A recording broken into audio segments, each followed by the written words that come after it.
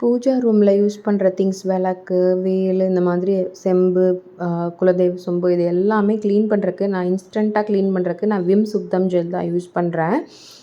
இது எல்லா டிபார்ட்மெண்ட் ஸ்டோர்லேயுமே கிடைக்கும்.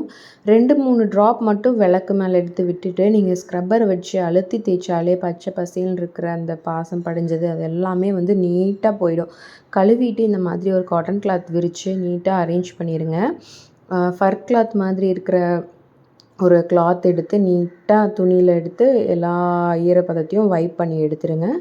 அதுக்கப்புறமா வந்து சந்தனம், குங்குமம் வச்சிங்கன்னா வந்து ஒரு 5, 6 டேஸ் 1 வீக் வரைக்குமே தாங்கும். அது விழுகாது சந்தன குங்குமம்.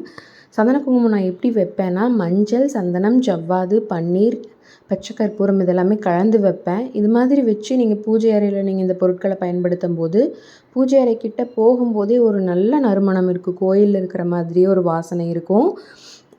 இந்த மாதிரி டிப்ஸ் ஃபாலோ பண்ணிக்க என்னோடய இன்ஸ்டாகிராம் ஃபாலோ பண்ணிக்கோங்க. யூடியூப்பையும் ஃபாலோ பண்ணிக்கோங்க.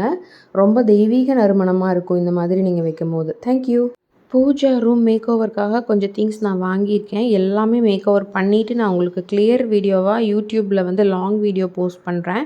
எப்படி பூஜா ரூம் வந்து மேக் ஓவர் நீட்டாக பண்ணணும், என்னென்ன பொருட்கள் கண்டிப்பாக நம்ம பூஜா ரூமில் வைக்கணும் அப்படிங்கிற டீட்டெயில்டாக எப்படி வைக்கணும் எல்லாமே டீட்டெயில்டாக போஸ்ட் பண்ணுறேன்.